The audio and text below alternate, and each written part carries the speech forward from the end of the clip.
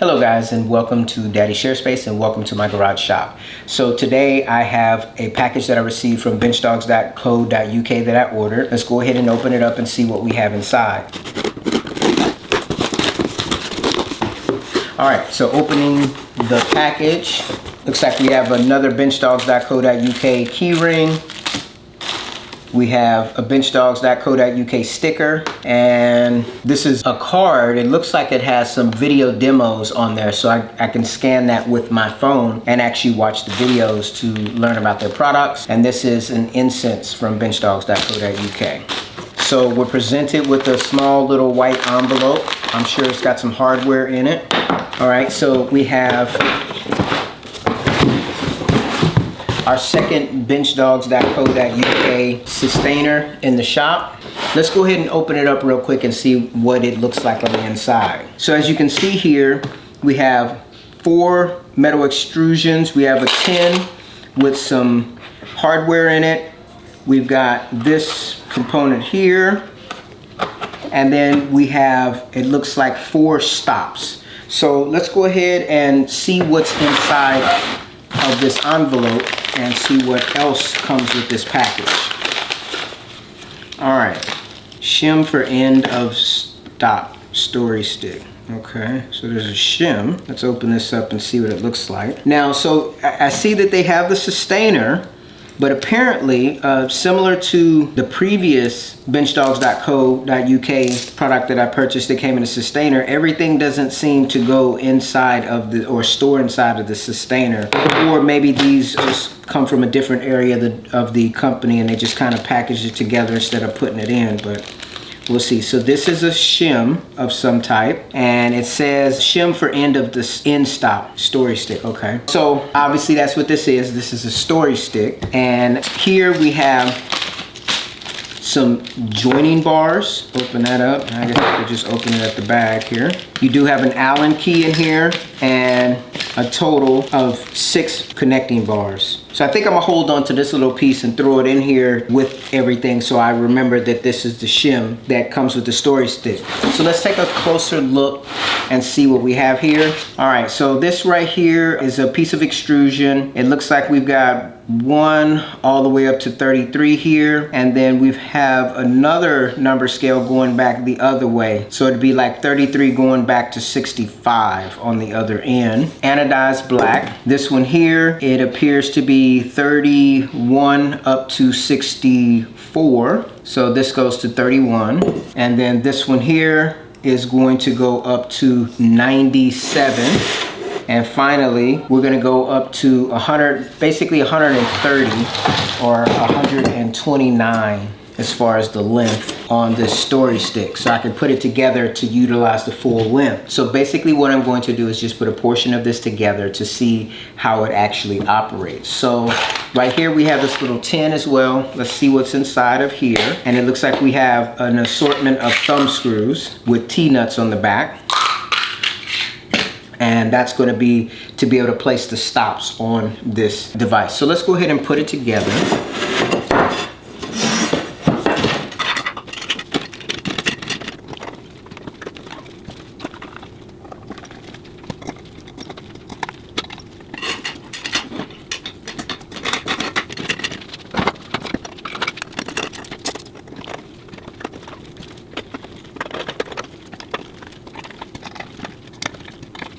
Okay, so we have the full story stick assembled here, and we are going from 1 all the way up to, it looks like 130, and this is a 1320 millimeter extrusion here when it's all put together. So if you see right here, there's an offset. So 1 starts here as opposed to on the tip. And the reason for that is because this portion here is the end stop, and it's going to slide in like this, and you can butt it up at the 1. Now we have to take these T-nuts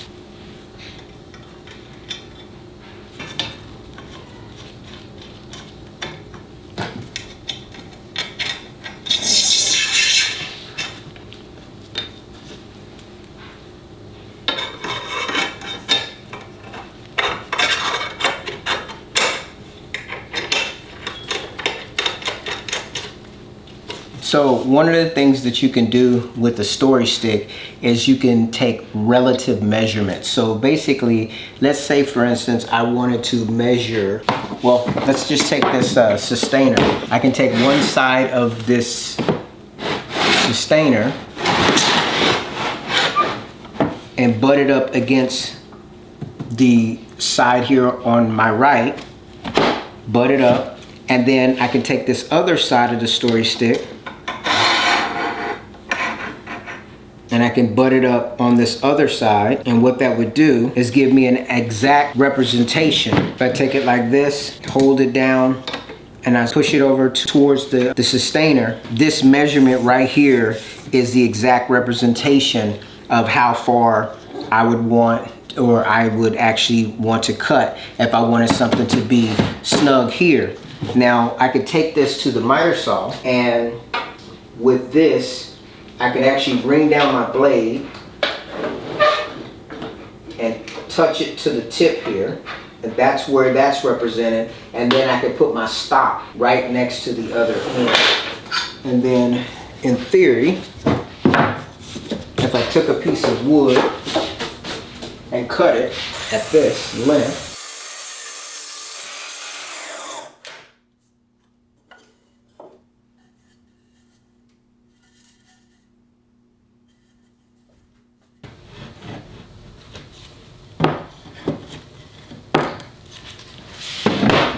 what did I do wrong? Oh, I see what I did wrong. I cut it on the outside of the stop instead of the inside.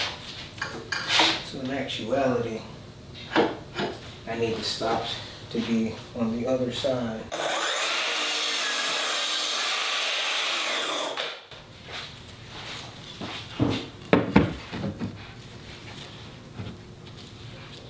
Nope.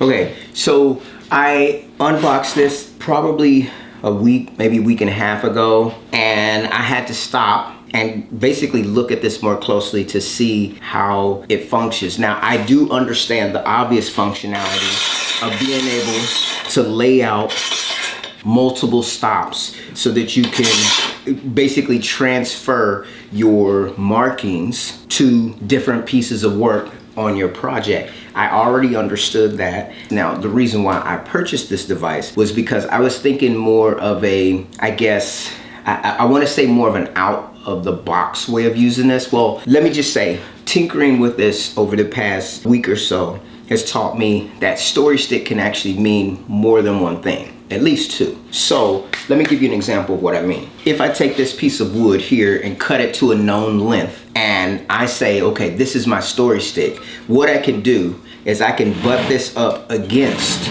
my saw blade on one end and then put my stop on the other and then lock that in, and then every time I cut, I'm gonna get a piece this size, so that this in essence is a story stick as well.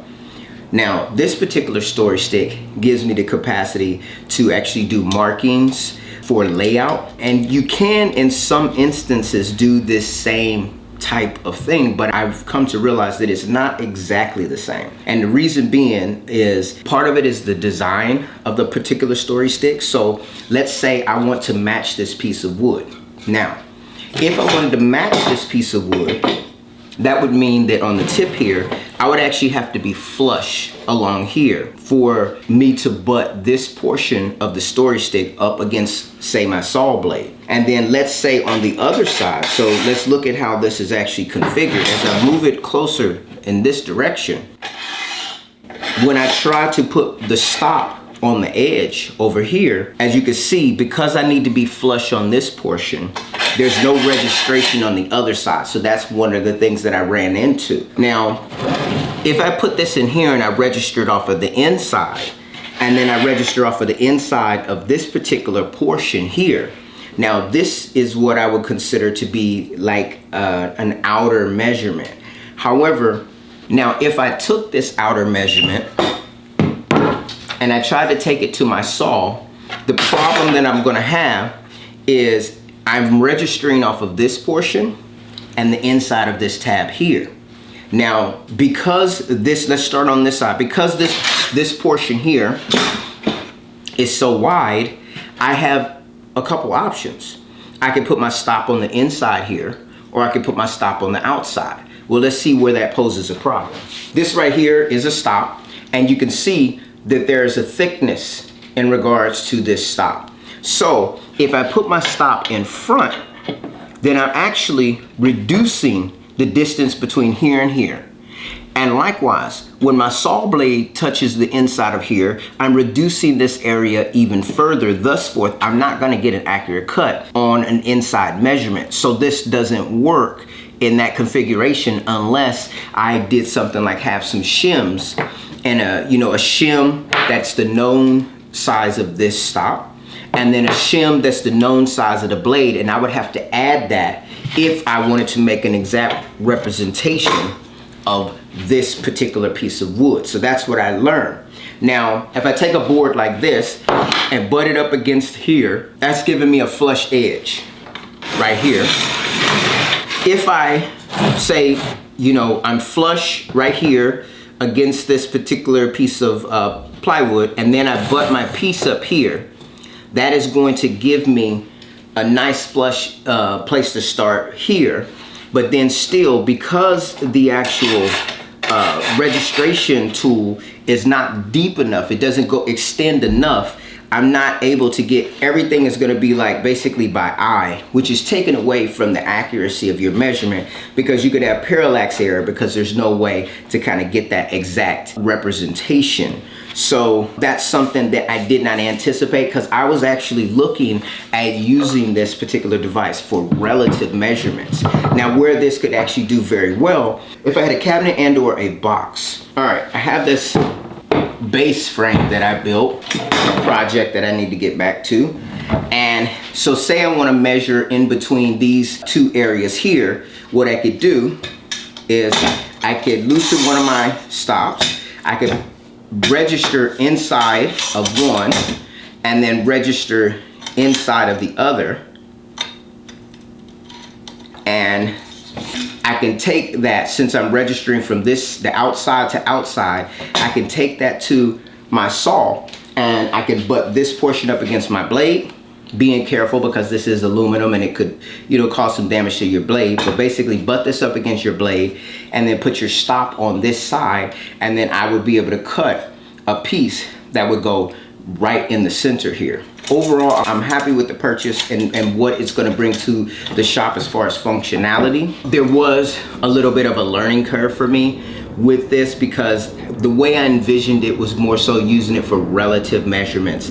Even though I understood that I could actually mark off the different portions with this particular device, I was more so thinking about doing something like if this was the base of a cabinet and I wanted that cabinet to be the exact same height as all the rest of the shop furniture in my shop, I figured you build your frame, you put your wheels on it, as you can see here, but instead of trying to measure the wheels to determine the height, with the way that I'm thinking about doing it, it wouldn't matter if all the wheels were different heights, because what you would do is you would build your base, and if I wanted to put a piece of plywood over this, I would put that on there, and then whatever my top was going to be made out of, whether it be 2x lumber put together, or if it was going to be like a sheet of plywood, I would lay that sheet of plywood on this base. That was so that I would have the base, which is the whole base with the wheels. I would have the sheet of plywood that goes here, and then I would take another sheet of plywood or top material, put it on top here.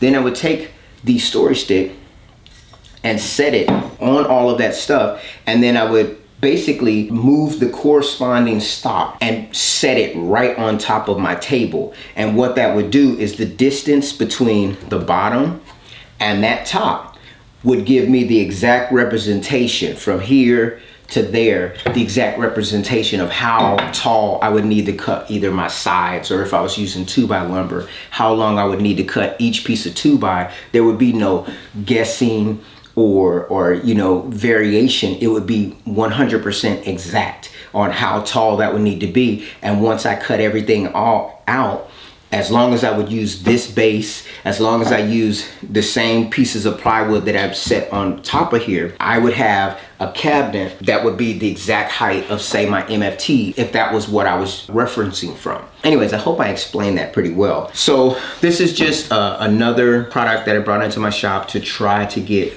better results and to give me a lot of options. As I said, this is my own kind of personal wood school, and so this has been the benchdogs.co.uk story stick. It's the 1320 millimeter story stick. Overall, I feel like it's got some pretty decent build quality here. I said I was only going to put it partially together, but this is it put together completely. It looks to me that, like, say if you needed a longer length, you could just get another one and put it on here. However, I did not see any extensions offered on the site, so the number scale would not match if you added an extension. Now, right off the bat, I will say I'm not a metal person, so I can't sit up here and say I know everything about metal, but like, say if this was magnetized, you know, say this stop and this portion, and you had a set of like shims of known dimensions, i.e. like if you're using a track saw with a 1.8 millimeter kerf, if you had a 1.8 millimeter kerf magnetized piece that would actually adhere to here, and then also for whatever the thickness of a stop is, you have a magnetized piece to put on this other side, that will give you an exact representation so that you could avoid that issue that I was saying, where you actually can cut what I was calling, I guess, an outie cut.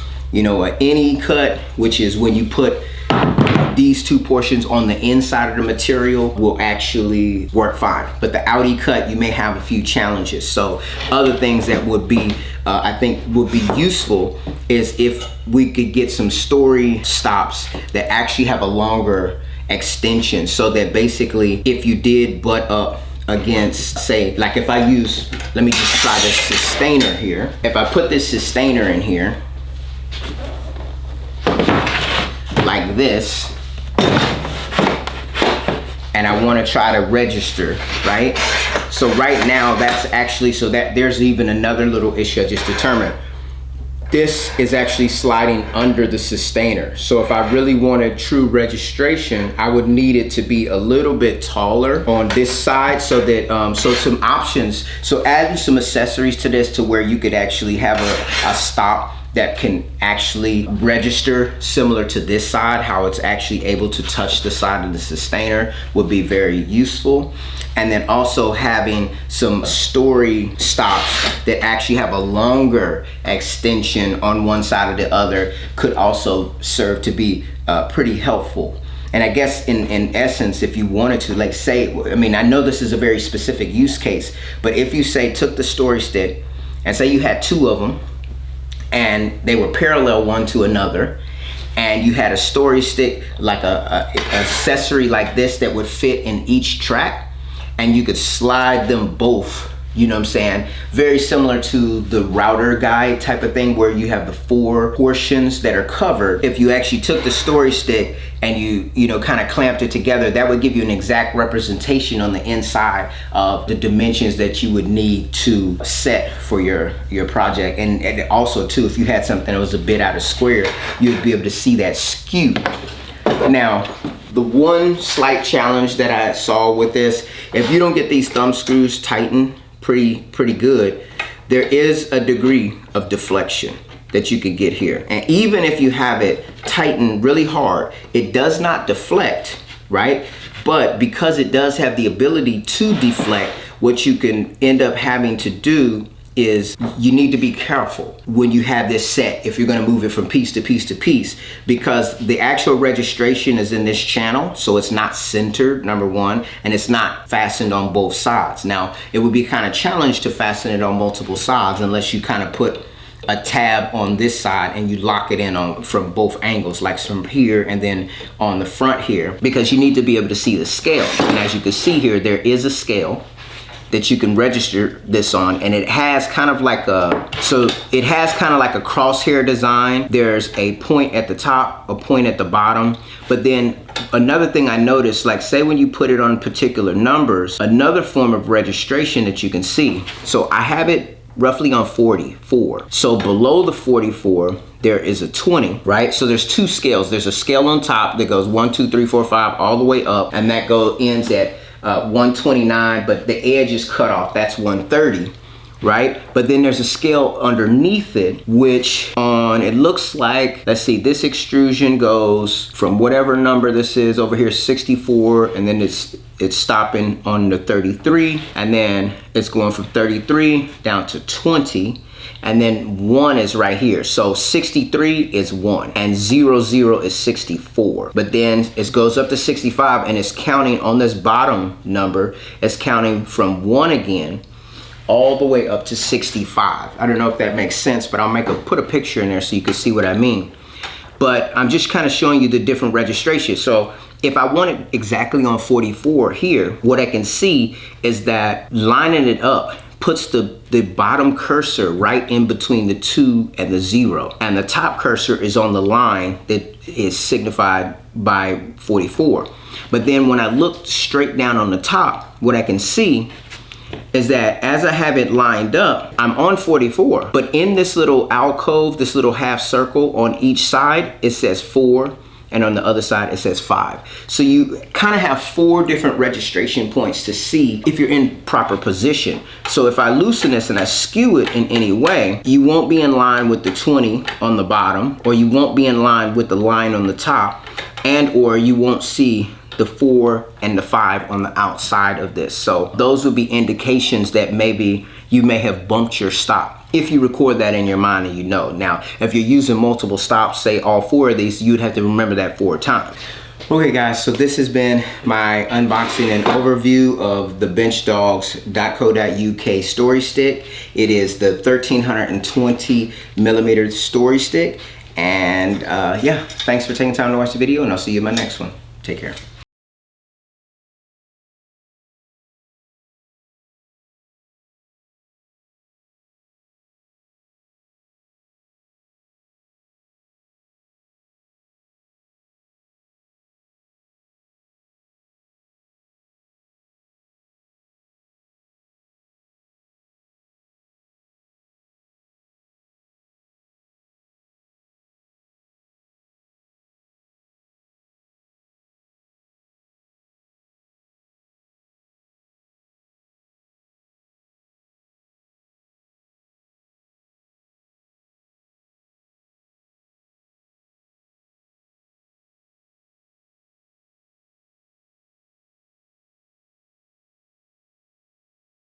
And we'll actually, and they have like, oh, that sucks.